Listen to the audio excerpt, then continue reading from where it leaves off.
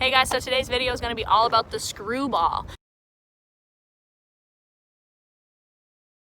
So for a screwball, I throw this pitch on a four seam, so similar to a fastball where the ball is spinning this way. I want my screwball to spin on a four seam, but this way. So it's almost like you're turning a doorknob when you throw that pitch. You want your arm to come all the way around it and turn the ball this way so that it's spinning on a four seam on its side.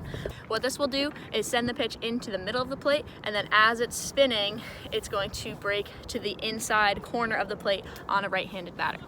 This pitch could be effective for trying to jam batters up by throwing the ball really close to their hands, or by throwing away to a left-handed batter. So screwball is going to be really important in your pitch selection.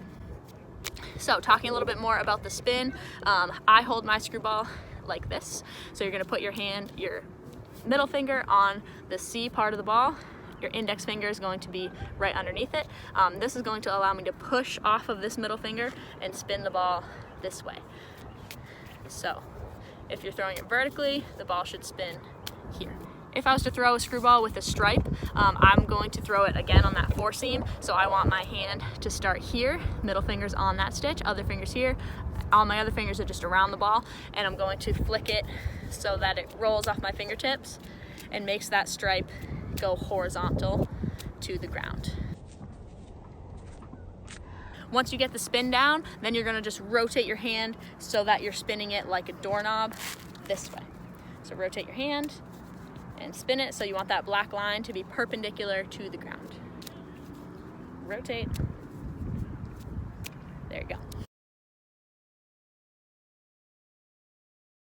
Once you get pretty good at that, you can start throwing it to your catcher.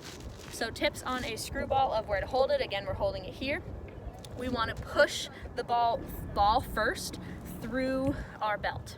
So if we're going to come around that whole pitch, we want to lead with the ball here instead of lead with the ball here. So this is a rise ball.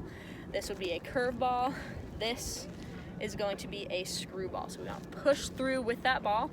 Once you push through here, you're going to rotate that doorknob right here. See how that black tape starts rolling perpendicular to the ground? That's exactly what you want. So it's going to come around, push through here, and then rotate.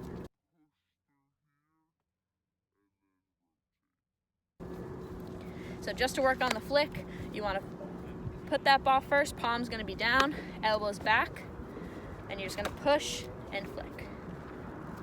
Push and flick.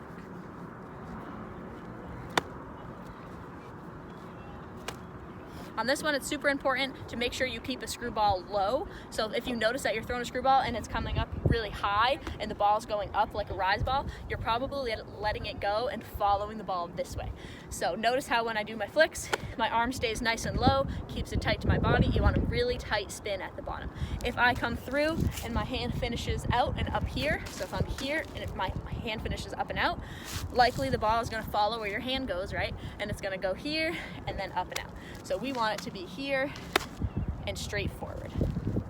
Again, without the glove in the way, it's going to be here, push, straight forward. So on a screwball, again, we want our hips to be really level. This is going to again help the ball stay low and stay horizontal to the ground so that it doesn't go up and out.